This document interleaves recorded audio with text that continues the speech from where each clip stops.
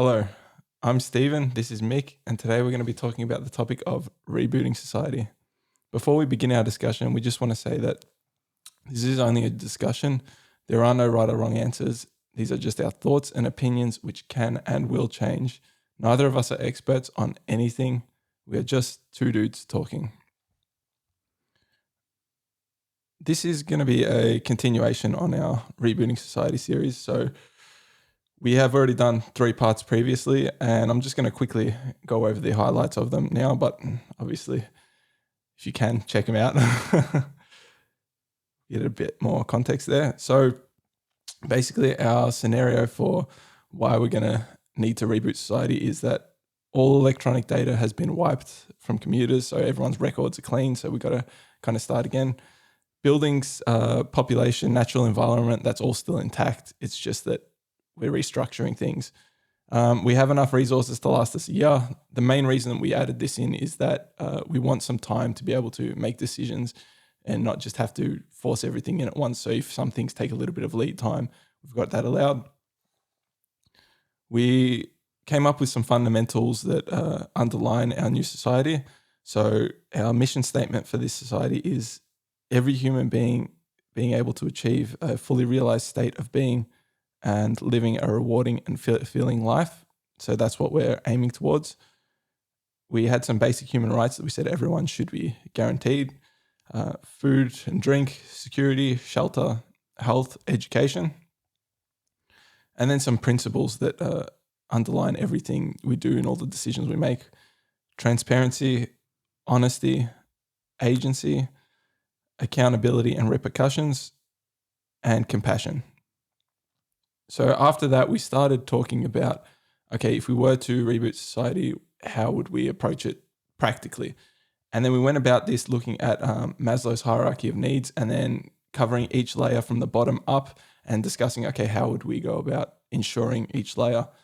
And so we've already done the bottom 2 layers, the first layer being physiological needs, which covered things like air, shelter, water, and food. And then we did the second layer last time, which covered personal security and safety needs.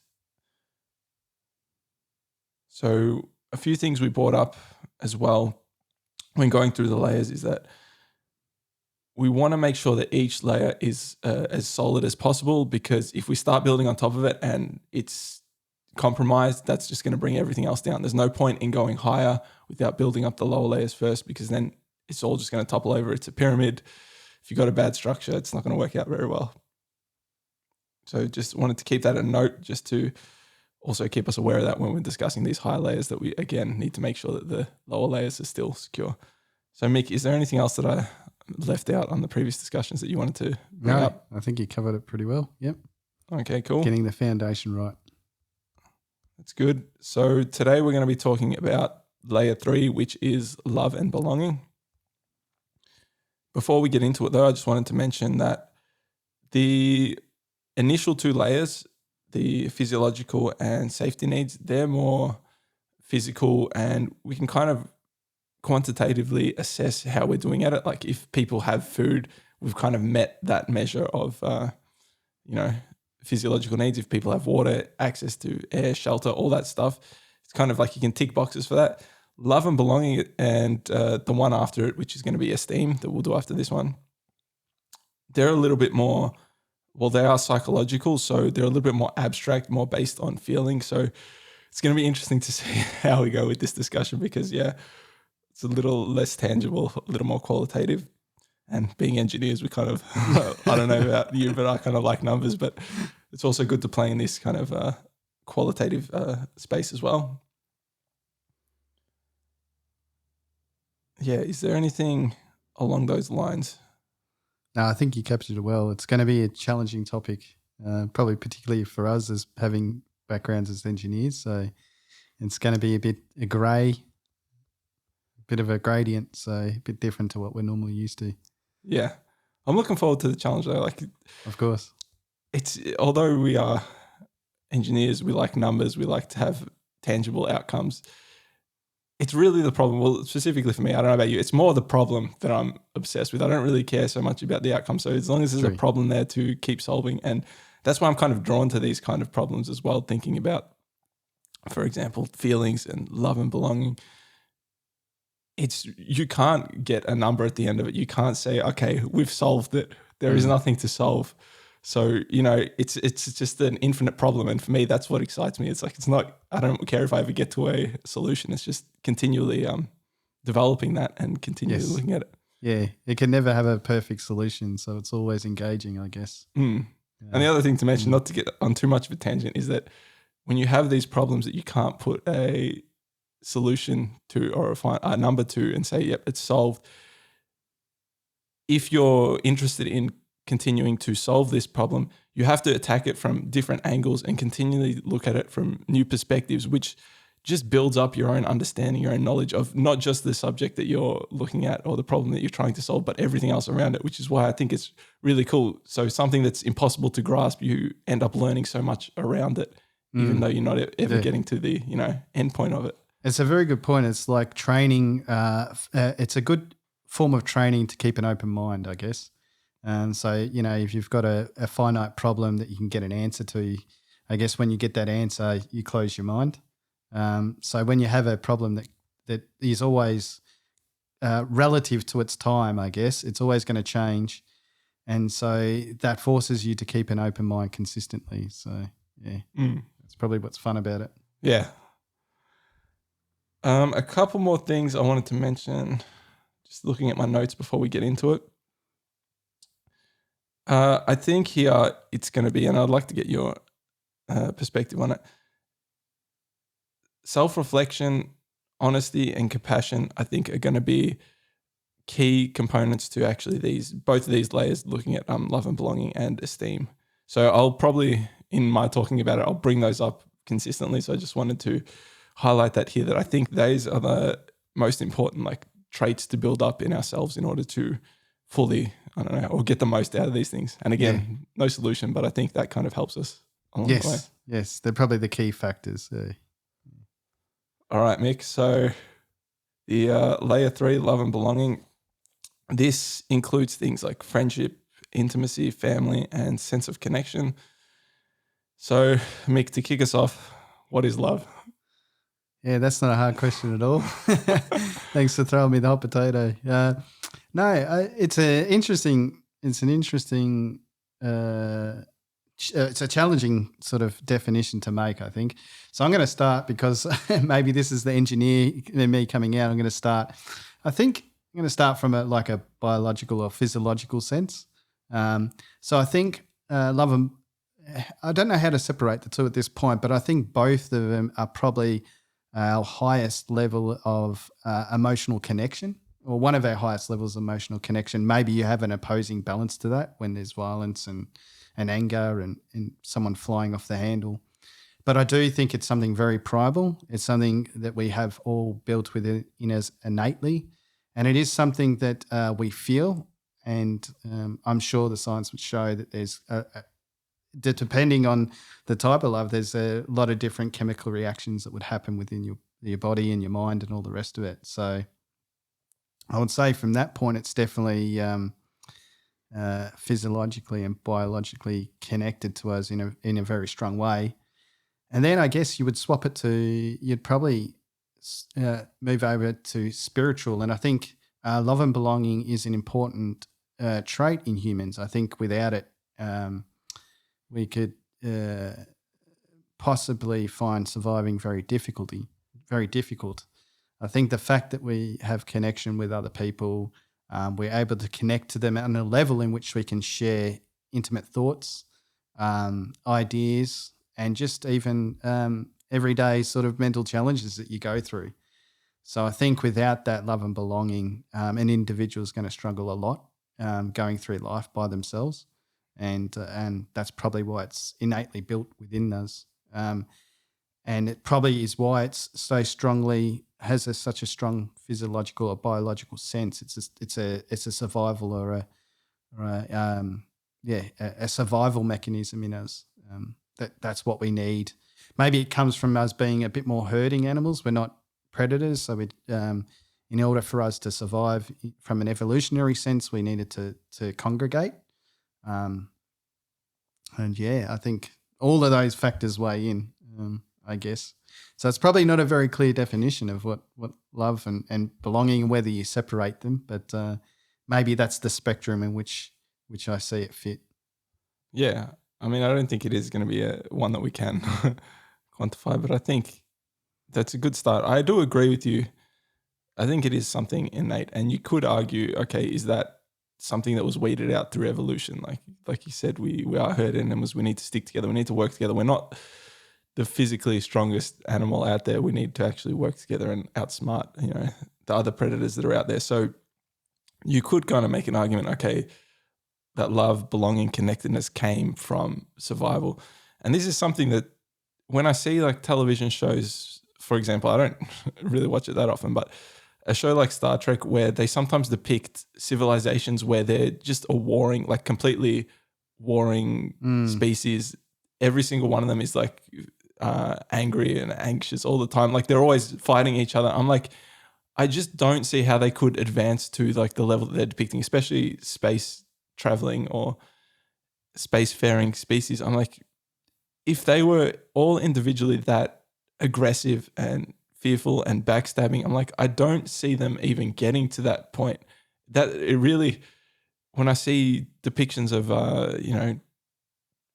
whatever narratives where they're just like the tribes are so aggressive towards each other, I'm like, that just doesn't make sense to me. I don't see practically how you could get from a starting point to hundreds of years later without wiping yourself out if everyone's so aggressive towards one another. It's true. I mean, I guess, I mean, collaboration comes from the ability to work with each other.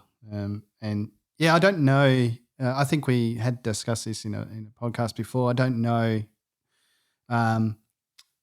why humans in particular see historical or new civilizations as from the perspective of fighting or defending or etc. Maybe that is the harsh reality of nature at times, but we definitely seem to have a very strong focus on that, and even to a point, like you said, it's a science fiction show. So why isn't there any civilization that stood out as being caring and cooperative and expanding across it?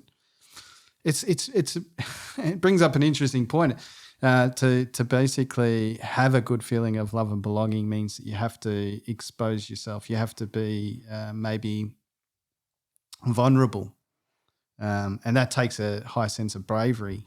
And maybe that's part of the reason why we tend to shun off or show ourselves as being defending or fighting, and all the rest of it is this internal fear, and that we need to. We can't be too vulnerable, because I think when someone actually has a real strong desire or connection to love, it makes them quite vulnerable. They're going. I guess what makes them vulnerable is they're going directly with how they feel. They're not allowing anything else to manipulate that. And when you do that, you can get a sense of in many situations you could get hurt. And that can be a detriment to the individual soul. So I think that is actually shows how strong, if I go back, I'm going back to being an engineer, but if you think about how strong physiologically or biologically it is, you can imagine when you expose yourself and become vulnerable and then you get hurt, how strong that reaction feels to the individual. So, that could be the reason why we're a little bit hesitant to err on that side. It's good you bring up vulnerability, because I'm going to tie it back to something in a second. But like you just said there, being vulnerable and getting hurt is tougher than just, pretending and not sharing with anyone, not caring. It's actually shows more courage, more strength to show vulnerability, because you're putting yourself at more risk. Whereas when you go the opposite direction, where you just, close everyone out, you pretend to be, some strong person, it's actually, you're taking less risk doing that. Yeah. So it seems at times that it sounds counterproductive, or counterintuitive, sorry, that vulnerability is strength, but it actually is, because it is, like you said, it's a lot harder, especially if it goes a bad way. Yeah. I think so. And I think, that's, I guess you often can tell people that have low self-esteem and low confidence because they will put that shield on. And I guess going back to the principles of transparency and honesty and everything else, if you're well grounded like that as an individual, it's quite easy to see people that have low self-esteem and confidence because they will shun that defensive structure out. Though, a classic male trait is, they'll be the big boisterous person in the room, and everyone will know about them, and everyone will be aware of them, and it's almost like their armor to not exposing their internal feelings. Yeah, it's interesting. So let me go back to vulnerability a minute. And the reason I said that it was appreciated that you brought that up is because it takes me to where my beginning in actually delving into, okay, what is love, what is belonging, like all these kind of emotional areas. It comes back to her name's Brené Brown, and she does a lot of study in this kind of area of emotional connectiveness, and she calls it wholehearted living, I think. And just, yeah, she's like an academic who goes into like the emotional realm and tries to put numbers and quantify it. Yeah. And the first exposure I had to her was reading a book that she has called The Gifts of Imperfection, and it's a really good book. I highly recommend it to anyone who wants to kind of look into this kind of stuff and look into emotions and understanding them. And she talks a lot about vulnerability and how that is a prerequisite to finding love, to finding belonging. And like the first time that she realized that, like looking through her data, she was like, crap, now I have to be vulnerable, like in order to bring it out in herself. Going on from that, and I'm going to come back to a few quotes from that book even, and just because she does try and she does define it in there, and obviously we can all interpret it a little bit differently. Like I was saying, psychological needs, they're more emotional, more feeling, and one way I try and communicate that it's difficult to agree on these type of things is like ask someone to explain to you what does happy feel like, or what is happy in ways that are common, like in common reference terms. Like I can say to you, that's a glass, and we can both see that that's a glass. But how do I say to you, that's what happy is? That's what happiness is. Yeah. We can infer from like people's reactions and say, okay, they're probably feeling happy, but we really have no idea. It's the same thing like this color of this wall is white, and how do I know that what I'm seeing is the same as yours? Just because it's a common point of reference doesn't mean we're actually seeing and sensing the same thing. It's just that we've made a consensus it's white. That's between both of us. But yeah, we don't necessarily know that we're actually seeing the same thing.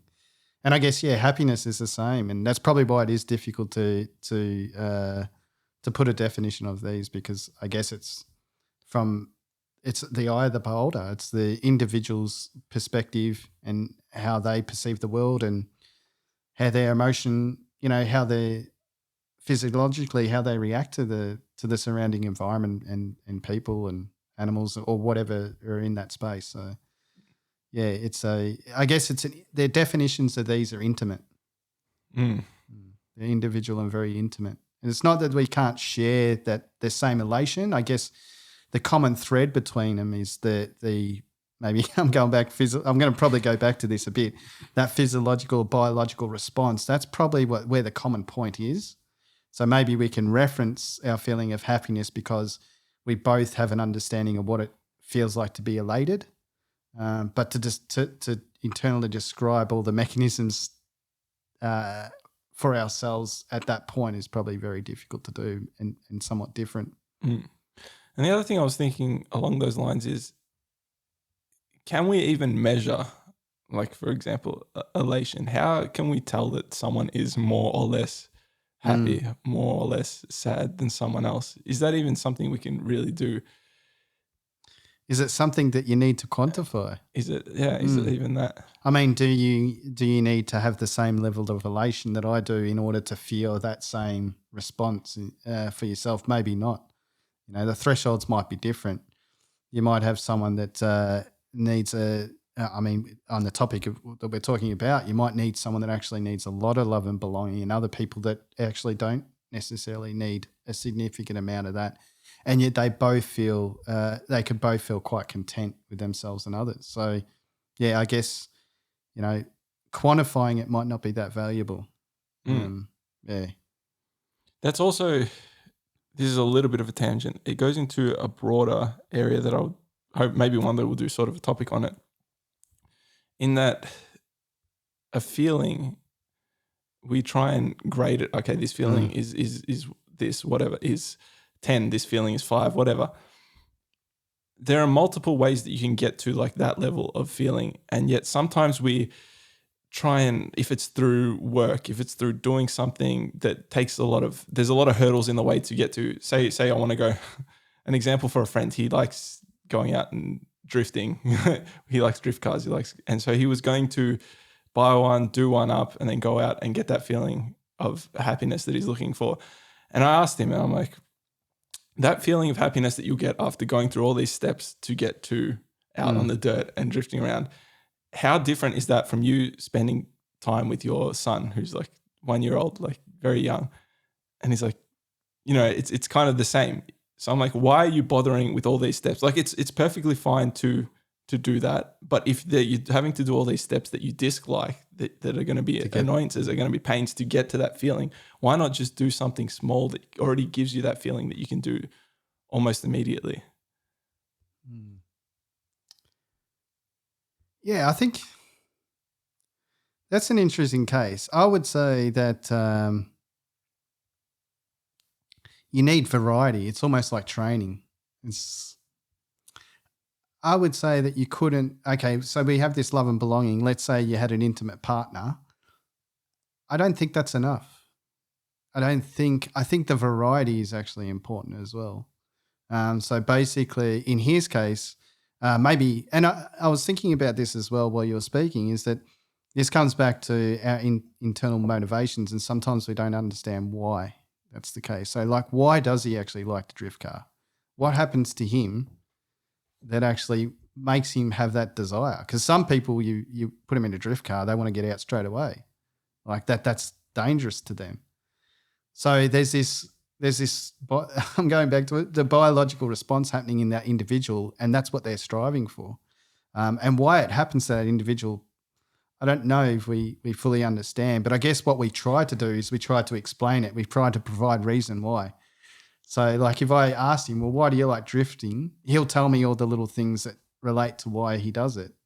But I don't think that really gets to the heart of the question. I don't think we necessarily know why he actually likes drifting. It's just he was born that way. And that's what gives him that excitement. And maybe it was born that way in combination with all the experiences he's had. And then for some reason, it just clicks with him. And there probably isn't a good reason why. Yeah. I just went on a short trip in my mind when you said something there, like talking about how it's just biological, and if we can figure out what it is that's triggering that, you could use that. And then that's kind of where the world is going, like with the whole idea of the metaverse and VR, and like trying to hack those biological processes in order to give us that feeling. You're right. And like that kind of leads to the Matrix, and it got really dystopian for me. So I'm like, that's a topic for another time. But yes. It's interesting to think, like in delving into this kind of stuff, you are at the same time, when you understand it, it allows you to hack it. And then what are the consequences of doing that? And yes. We don't really know that. No. I think we're in the middle of finding that out. Yeah. I think we are. There's a big experiment going on with emotional engagement. I mean, they call it, what is it? They call it they're competing for attention, but I would say it's even deeper than that. I think that we've set up our culture in ways in which it actually we manipulate people's emotions purposely, on purpose, like supermarkets, anything you can think of, almost buying, advertising, even the social network platforms. They're all at some level have learnt techniques to manipulate our individual emotions. Yeah, they're trying to actually understand the topic that we're even talking about, and we really should try and focus Go a bit back more to on that. But yeah. yeah, they're trying to figure out, okay, what is this desire for love and belonging that people need, and how can we exploit that? And how can we use that to get to some ends? Now, it doesn't have to be a malevolent end, but a lot of the time we think, spending money and wasting value and resources that we have on things that we don't really need is kind of probably a bad way to utilize this when, It shows how strong the connection is. It does show how strong the connection is. If you can do it en masse with people like that, it means people are really tuned in, connected to it. I don't think we understand it, but it definitely works. You're saying it shows like how strong these our kind of reaction emotions is are. to these things. Yeah. So we often think of ourselves, I always think this, we often think of our species as being so intelligent, and we're just as emotional as the rest. And that's a clear example of why is the case, So it doesn't really matter the level of intelligence of an individual. They all go, I think there's a spectrum where people go through all this connection, and they're not bulletproof from it. Any strong individual can succumb to these probably techniques if set up correctly. Yeah, even understanding them and knowing about them, you can't. You're still susceptible to them. Correct. Yeah, which is incredible when you think about it. Yeah. What chance do the ones that have that they're not even aware that that's what's going on? Yeah. Anyway, let's get back to love for a second. Yes. So I want to give a definition from that book that I said, Brené Brown's The Gifts of Imperfection. And I'll just read it out and then maybe I'll get your thoughts on it. So she says, we cultivate love when we allow our most vulnerable and powerful selves to be deeply seen and known, and when we honor the spiritual connection that grows from that offering with trust, respect, kindness, and affection. Love is not something we give or get. It is something that we nurture and grow, a connection that can only be cultivated between two people when it exists within each of them.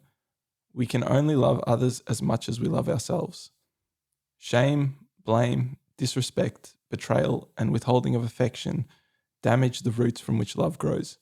Love can only survive these injuries if they are acknowledged, healed, and rare. Anything come to mind when reading that out? Yes. So I think that, I had been thinking about this a lot, and I think that we always think that, I guess the initial sort of idea of love and belonging is you're thinking about how you would be able to get those needs met, I guess, externally. And I think that it actually, which I think she mentions in there, is it starts with yourself. I think it actually really, if you think about it, love and belonging is how you treat yourself.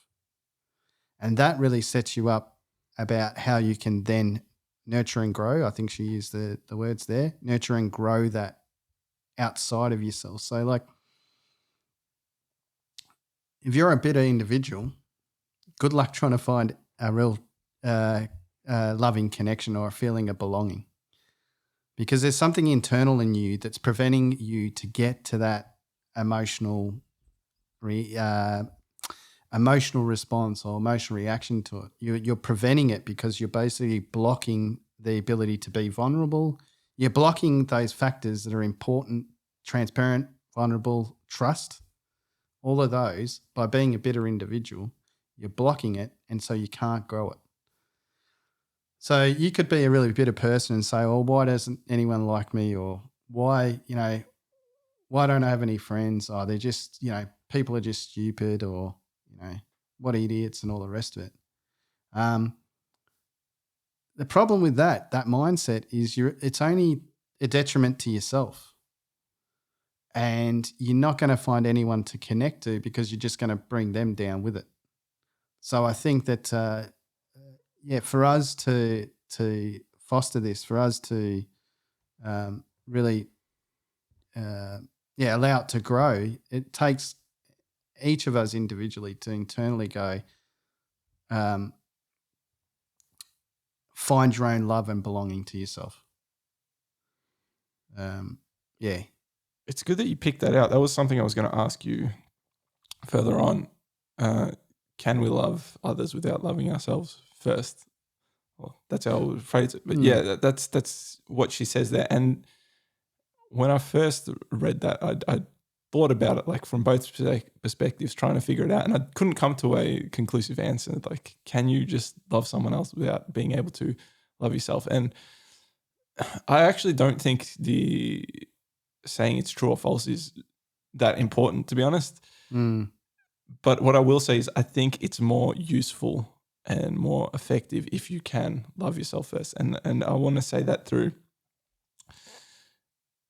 you know, everything about you, you know, the good, the bad, like everything we've done. So if we can see that about ourselves and we can learn to live with it and say, okay, I am human, I made mistakes, and to forgive ourselves, then being able to do that with yourself where you know like all the nitty-gritty details about it, you know, everything going on, it makes it a lot easier to see it in other people and to say, oh, okay, they're going through something now.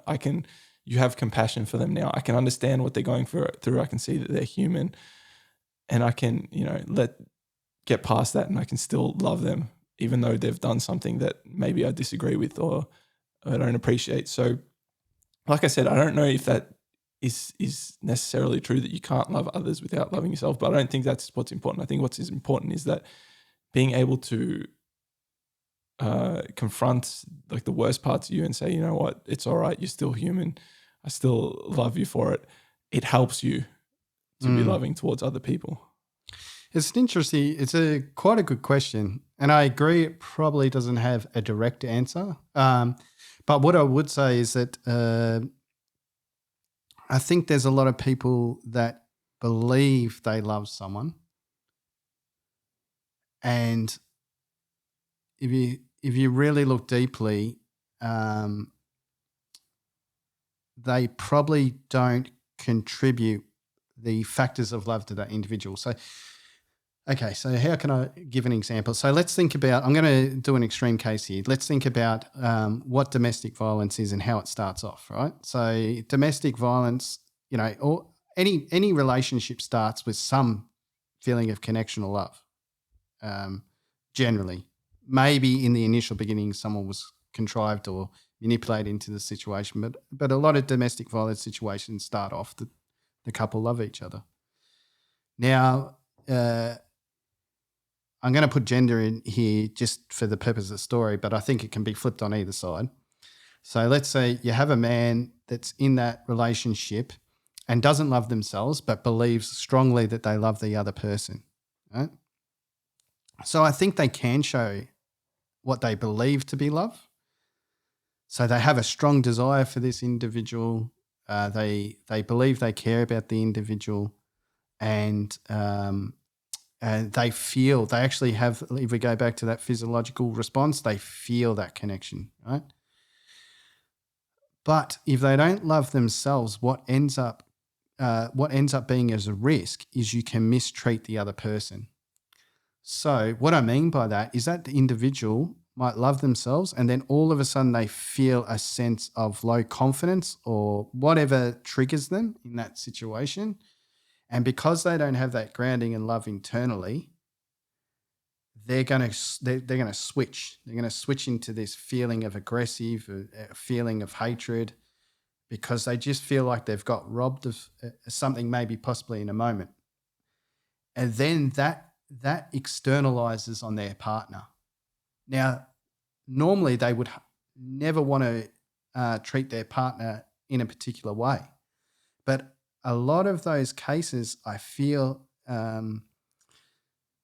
is because that individual has a lot of problems with themselves and they don't love themselves. And when they're in a situation of where they have a bit of a meltdown, that externalizes to the person they love most. And so I would say that is not a true love and belonging situation. It's almost a tricked. It's like, I don't know, like fool's gold. It's like, it looks like gold, it feels like gold, but it's actually not. And I think that love can be a little bit the same. People can feel and believe they're in love with an individual. And possibly that part is true, but without loving themselves, they can't provide or offer that same connection that they would if they love themselves. And I would say that at that point, it becomes difficult to say that it is a true love and belonging. Yeah. I just want to reiterate, neither of us are psychologists here. So Yes, these yes. are all just thoughts and opinions. Yeah, that's all Can just and thought will and change. opinion. So yes, I don't know enough about domestic violence, the rest of it, but I guess I'm trying to provide an example of where the difference might lie. Yeah, I'm thinking that through. So if you don't respect yourself, don't love yourself, I'm going to conflate the two there. I don't know if it's adequate or not, but or appropriate or not. It's kind of like you'll beat up on yourself because you're like, it doesn't matter, who cares? And because you don't have that restraint within yourself to say it's not okay to do that to myself, it's like it will translate to someone Correct. else, and you won't notice that actually you don't want to be doing that to someone else. That's a really good, you've elegantly explained it, I think. It is the feeling that if you don't have the respect and care for yourself, there's going to be points in time where you don't have respect and care for others. And then that means that you can't contribute that love and belonging that others might be contributing to you. Yeah. I want to bring up here again, like I was saying before, in order to develop that love and care for ourselves. When we say love for ourselves, like it might sound a bit off. Like some people love themselves too much. What do you call that? Where they're like egotistical or something, or self-indulgent, that kind of thing. That's not what we're talking about. It's you accept again like your faults, and you still are like, okay, I'm going to take care of myself. I'm not going to beat up myself. I'm worthy of not only do I love myself, I'm worthy of love from others as well. Like yeah. I think someone described to me one day what they believed what true love is for someone else. And I think you mentioned it a little bit there, which is when you said when you do something wrong or you feel like you've made a mistake, it's important not to bash up yourself about it. It's important to reflect on it correctly and go, all right, I made this mistake. That's that honesty piece. If I've hurt anyone, then you you go and make peace in that situation. And then you take the learning from that. Okay, if I was presented with this again, this is how I'd change it. And then that's it. That's when you move on. And I think that's what we should, if you were to give true love to someone else, that's what you do. You allow them to be them. That's probably the most important part. True love allows that individual to be who they want to be.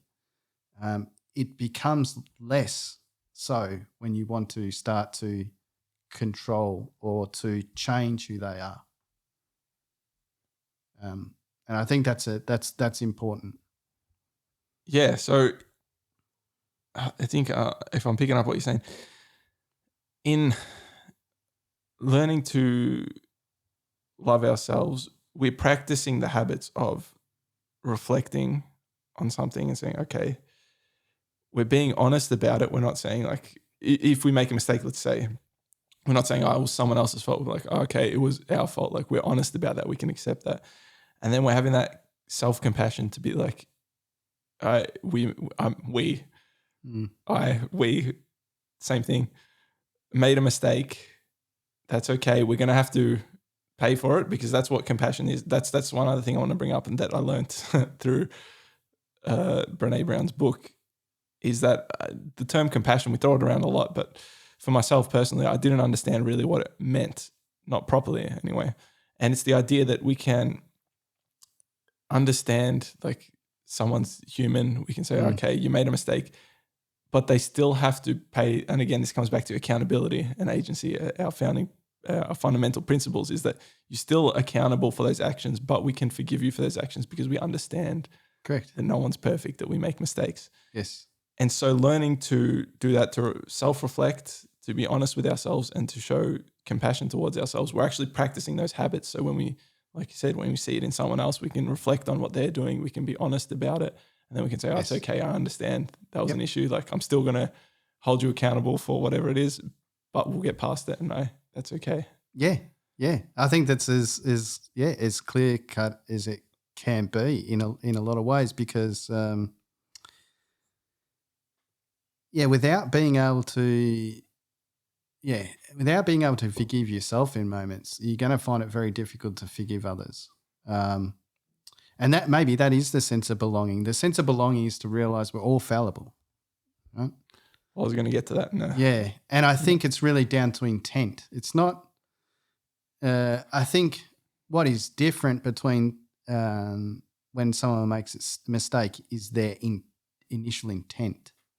So if they intended to take advantage of a situation, or if they intended to inflict harm, then I think that's a problem. But if people don't have the intent of that and it happens, then that's where your compassion's got to come in. That's where you've got to sort of abstain yourself from being black and white and just to sit back and think about the unfolding of what humans actually are. And we're going to make these mistakes and we're going to hurt others and we're going to do some stupid things. But isn't it much better when we can all accept, like you said, our responsibility and others around us can give us that space to be wrong?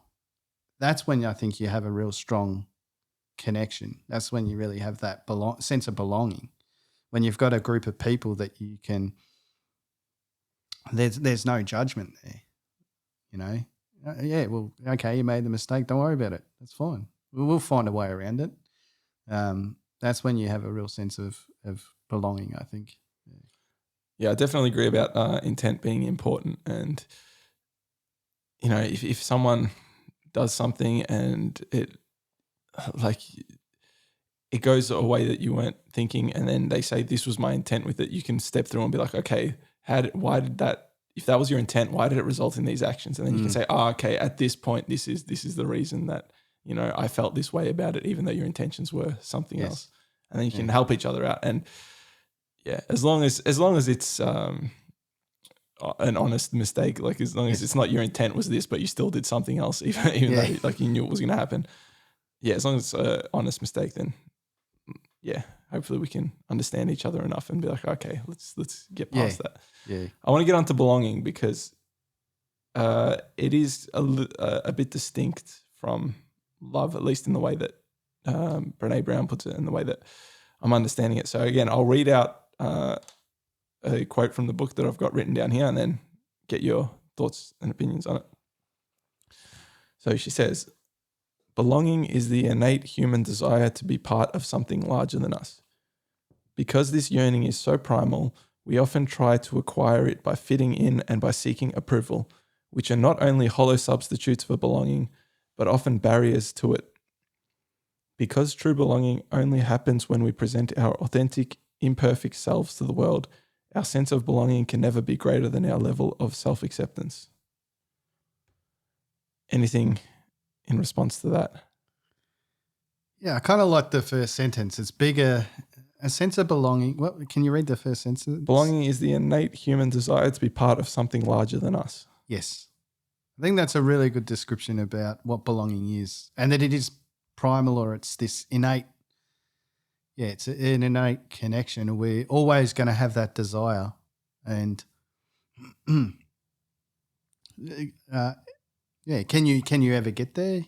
Can you all? Yeah, maybe. I'm just thinking, can it get to a point where you don't feel that it needs to be bigger than what it actually is, as well? So, do you keep wanting a bigger sense of belonging?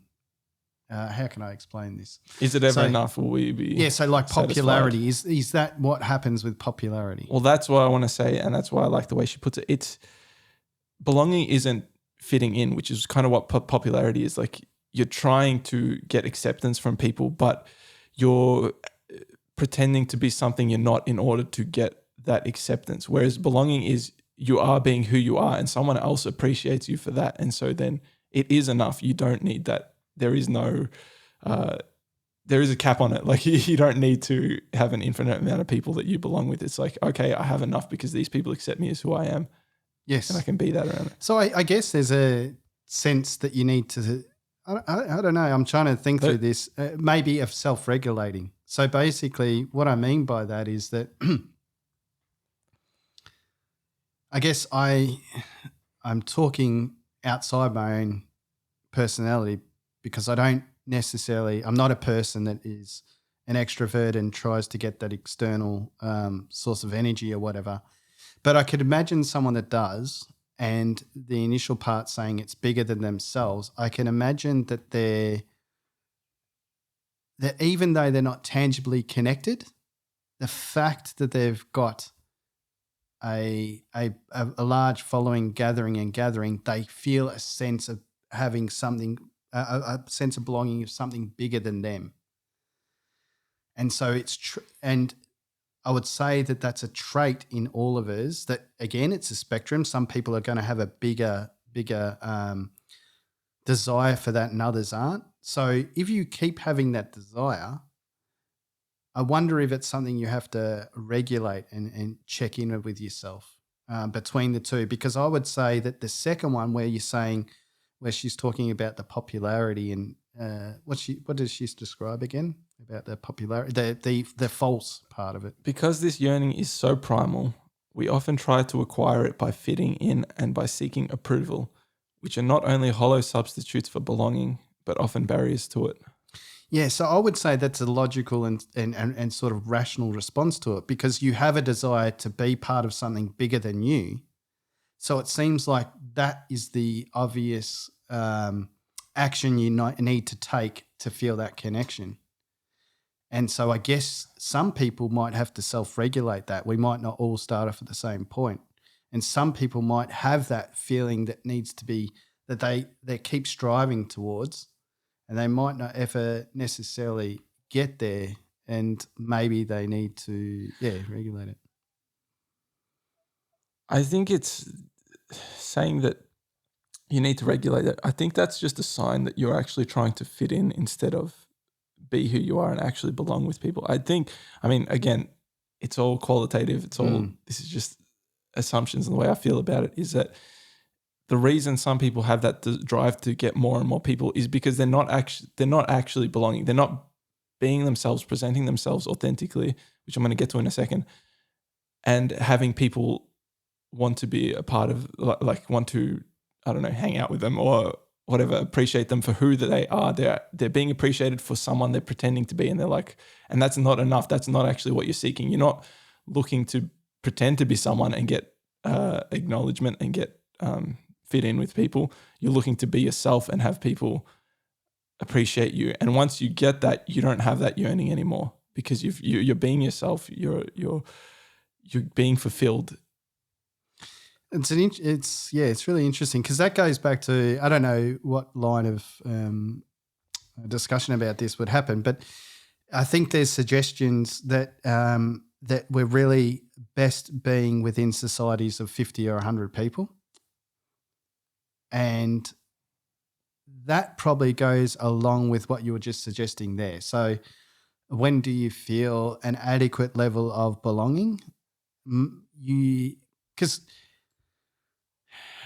Okay, so the part about fitting in. Let me read. I've got a couple more quotes here. Okay. Yeah. These ones are about fitting in versus belonging specifically. Fitting in and belonging are not the same thing, and in fact, fitting in gets in the way of belonging. Fitting in is about assessing a situation and becoming who you need to be accepted. Belonging, on the other hand, doesn't require us to change who we are. It requires us to be who we are. Yes. Yeah, there's a distinct difference between the two. So, okay, so talking through this, if you are a sense of who you are, let's say you are who you are,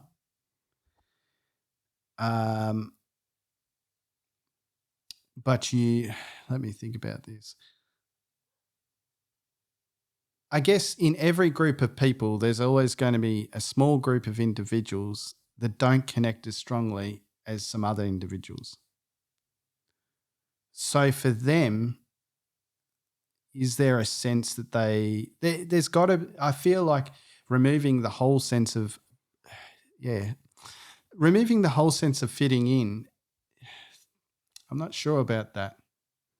Let me, while you think about it, I've got a couple more points here that I noted down specifically on that.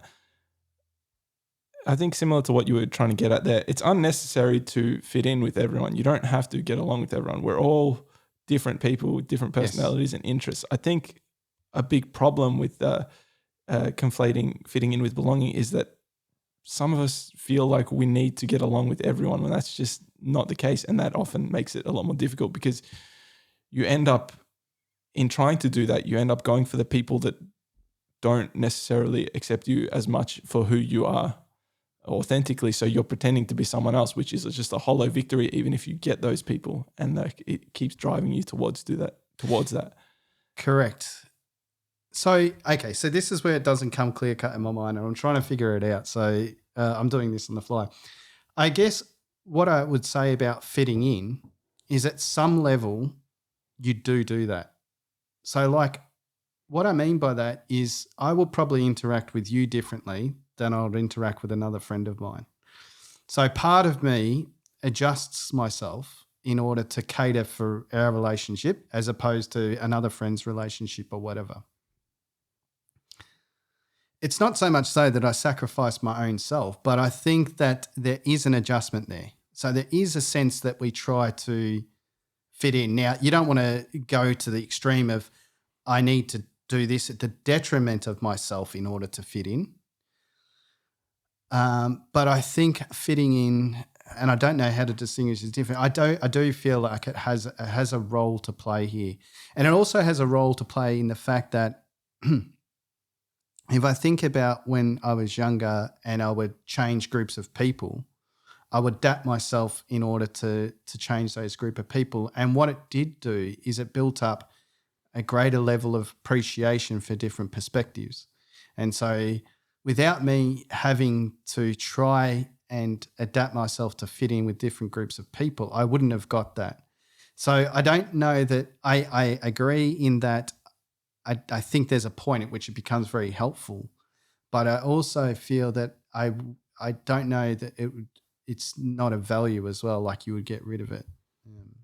I think we just kind of have two different perspectives on what it means to fit in. So like you said, we change our personalities depending on who we're around or the way we act. But that's not necessarily compromising who we are. That's just showing them a different aspect of who we are or highlighting certain aspects of who we are. If we're hanging out, right, and I'm trying to make you do something that you're just like on principle against, I'm trying to get you to harass someone, that would be trying to fit in if you went then and harass someone, because that really does go against who you are. Whereas if you just show a different aspect of who you are, you highlight different parts depending on who you're with, that's not going against who you are. That's just like just showing a different part of you. Like we don't have to get along entirely, and we don't have to have exactly the same personalities or interests. We can just have a few that are, are important to us, that allow us to get along on those levels. And then the other ones, it's like, okay, whatever, that's who they are, that's who I am. So I guess with the way that you describe fitting in there, it's fitting in is when you adapt yourself to a point that it becomes a detriment to your own self, in that you're sacrificing your own authenticity or Yes. That's where I wanted to get to, authenticity. Just to piggyback off what you're saying, where you're sacrificing your principles is probably a better way to think about it at the moment, until I explain what I mean. Because in order to belong, you do kind of have to understand who you are, like authentically who you are. Now, authenticity is weird. I will say that. This is something that it's probably been almost a year that I've been actively trying to think about and trying to understand. And like, again, it's that problem that's almost impossible to solve. I don't think it is possible to solve. So, because the idea is, okay, well, if I'm not being who I am, well, then who's that person? Yeah. Who is that other person that's acting if that's not who I am, Yes. So I've got a couple of notes here I want to sound it. So figuring out who we are authentically is hard. I think majority of people would agree on that. The reason I think that is hard is because it's getting meta. It's you are observing the observer. Yes. So we're here observing things around us, and we're also then on top of that observing like the actions that I'm doing now, the way I'm moving my hands. I'm thinking about that. Why am I doing that? What's motivating me? Is that who I truly am? So it starts to get really loopy. I think authenticity, and this is where I think it comes to, like, you get to spirituality. This is where it's trying to explain that, because I think authenticity exists prior to logic and reason. I don't think you can think your way into, okay, who am I as a person? I think it's just something that's there that instructs you and says, this is good, this is bad. And what I mean by that is, in order to understand who you are authentically, it's that feeling we get. It's like, oh, was that a good feeling? Is that a bad feeling? And it also gets muddied though, because going back to the physical needs, like we have a drive to eat, to drink, whatever it is. And that may cause us to do things that in the short term give us a good feeling, because if we steal food from someone, in the short term, that might be a good feeling because we ended up satiating that physical need. But in the long term, we feel bad about it because that goes against who we are authentically. So it gets kind of difficult to discern between, okay, what signal is just because I am satisfying some physical need versus what signal is actually correct about who I am authentically. So I think I'll kick it over to you in a second, but I think this is where you get into the realm of, okay, this is where spirituality and religion comes from, and where you could get into where God comes from, that idea of what God is. It's that prior to logic and reason is directing us and telling us this is good, this is bad. This is where morality comes in. Like, it's a massive discussion to have, but I think, and we won't do it now, but yeah, I think that's where all that kind of stuff comes in. And specifically for me, like in doing my own delving into, okay, well, who am I? That's how I kind of got to spirituality and religion and understanding those a bit more deeper. Yes. So I think what you're saying there is that authenticity is directly related to your intuition, in that you're listening to your internal self in order to guide you. And any attempt to block that intuition is in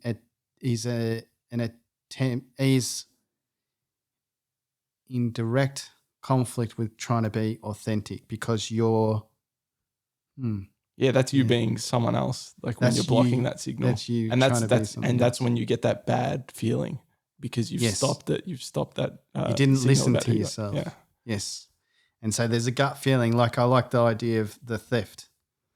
So there's an emotional feeling where maybe you're starving, you feel that emotional. That physiological need. You go steal some food or you take it from someone. But after you do that, there's this little pit in the stomach that you feel, oh, that person's going to be without food. And if you suppress that feeling, then you're suppressing your ability to be authentic, I guess. It's very true. And I do think, yeah, you're right. Like, it's something that's there before anything else. It's actually probably central to who we are. It's interesting. I used to fish a lot, and now I actually don't eat meat. But I used to love fishing. It was some really strong connection. I love just going out there. Didn't even have to catch a fish. It was just the feeling of being out on the beach, listening to the ocean, just being with a friend, on the sand. And I'm a much better person. I was thinking about this yesterday. I'm a much better person in a small group of people. I'm not a person that likes to be, I had a work Christmas party yesterday, and I have no desire to go to them. And I think it is because there's so many people there, and the Christmas party is so contrived in so many ways that it just doesn't feel natural. It doesn't feel natural. And I don't connect or bond with that. But going back to that fishing thing where, you're feeling connected, you've got the individual there and all the rest of it. But then, when you do catch a fish, and then you used to cut its throat and bleed it out and put it on the beach. I never quite felt right with that. There was always something internally with me that didn't feel comfortable with that process, even though I carried through with it because it was like, oh, well, it's meat, it's food, that's what we do. But that, I think, is a really good example of where I haven't. And I've learned from that more and more over the years. Your mind is sometimes your worst enemy. It actually does trick you into justifying reasons. It probably does for maybe evolutionary or a survival sense. It does trick you in this. But I try to be very consciously aware of those tricks and to always give room or time for that feeling and not to throw it away because it's often driven me down the right path. Yeah, I tend to, when trying to figure out, okay, who am I? What is my authentic being?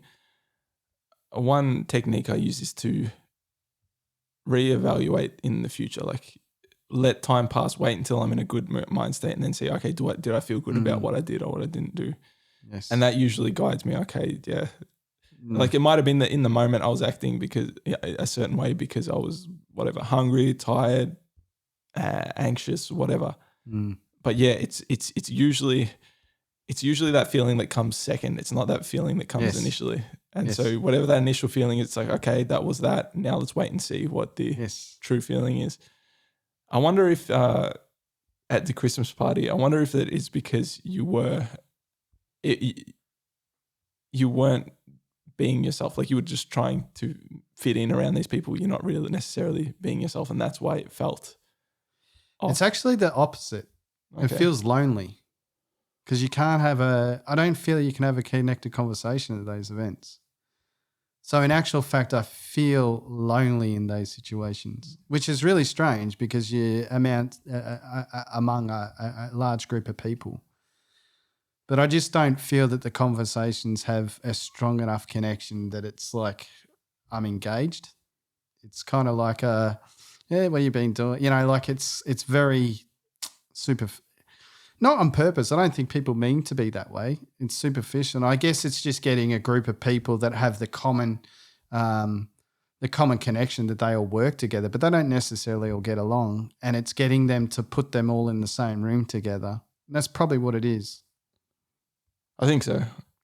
I agree with you there that I'm the same way. I don't like large gatherings, being around a lot of people because of that fact that you don't really have that in-depth connection. It's usually like, and if you even try to have like an in-depth talk, someone will come and interrupt or something. Correct. And I mean, like you said, the only reason that you're all together is because you have this connection in that you work together, but maybe not necessarily you would really get along if it wasn't for that. And the other thing is, coming back to that vulnerability, it's very difficult in a situation like that to be vulnerable, especially if you're not the type of person who is comfortable with that thing. So you can't get those deep connections because they're unwilling to go there in such an environment. Yes, correct. And I guess that's very true for the work environment. And there could be even a different podcast on this. I think that we work against ourselves. We're a personality at work and a personality as a private individual. And I've always struggled with that concept because, like you said, in a work environment, if you were to open up, there can be consequences to your actual sense of living in that situation. So I guess that's why people are probably more reserved in those situations. And those that aren't reserved in those situations can be punished. I mean, you know, I think we've all heard of those Christmas parties where someone's gotten too drunk and they become the highlight of the night. So I was trying to think through that, and I think it is just a feeling of loneliness when you go to that. You don't get the same connection as maybe 1, 2, 3, or 4 people within a room. Well, I'm with you there in spirit. So if you're ever in that situation again, just think of me. Yes. I've got a couple more notes on belonging. Finding the people that love us when we are being authentic. That's how I think about of belonging. It may take time. Like I again, for a lot of my life, I was trying to fit in because I think I'm a little bit peculiar for most people. But then once I was like, oh, you know what, just stop trying to be that person, just be who you are. It was just got a lot better. So, and then I found people like, again, I don't like being around a lot of people anyway, so I only needed a few. Yeah. So I don't know what I was thinking there. But yeah, for anyone else who's feeling lonely or that they can't find people that they necessarily connect to when they're being who they are, give it time. You often don't need a lot of people. It's just once you find that one person, it's just so much more meaningful than all those, false or like fake or whatever connections that you have with people. Over time, sorry, you can. I was going to just add to that. I think it's important that, I don't know if it's losing hope, but I think it's important that in order to find a sense of belonging, there's probably two things you need to do. The first one is just to be your authentic self, like what we've said. But I think it's also being a bit of a drifter. It's being able to float between a lot of people. So like if you can float between a lot of people, it's going to be, unfortunately, it's like a numbers game. Like there are going to be just a few people that you do really connect with out there in the world today. And I think we're all like that. We all have different level of connection with different people, and that's okay. And I think that without actually going out there and just being yourself and then seeing what draws your way, you're probably going to not find the greatest level of connection you can find. So I think when you be yourself, it's like, I guess it's like the old business thing, like just do something you love and the money will come. I kind of would say the same take about that love and belonging. Just be yourself and you'll find the right relationship. If you're not yourself, you'll find the wrong relationship, I think, because you're putting a persona out that's false. And so those people that relate to that persona, they might feed the initial connection because you're feeding in that way, but in the long run, it's no good for anyone because you're not that individual person. So you've tricked them and you've tricked yourself. And so it's okay that you might go through 50 or 100 people before you find a connection. And you just sometimes have to go through that that hard work, I guess. Yeah, very well put. I would second that. It's kind of like if you're feeling that you're missing that part of you, you're missing that connection with someone, just go out and meet different people. You'll find them eventually. Yep. They're definitely out there. Yeah.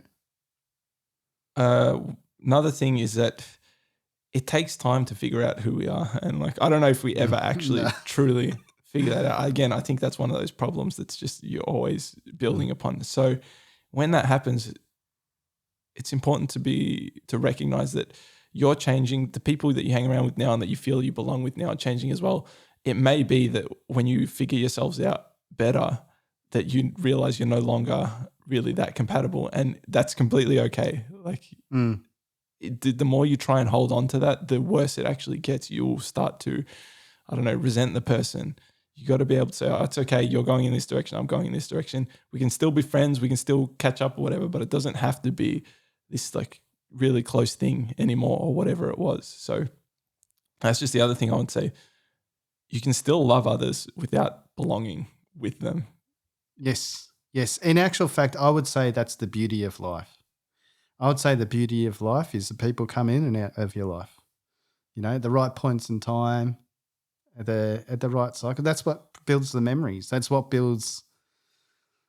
Yeah. I think connection is transient. Like at one point in time, you'll get along really well with this individual. They provide you with some, like what the value that they can give. You provide them with the value you give, and that's okay if you sort of go different paths in the future. That's kind of the beautiful part. It's like, I guess it's like hitchhiking, isn't it? Like if you were to hitchhike, not you should hitchhike, but if you were to hitchhike, the whole point of going through that journey is connecting with different people.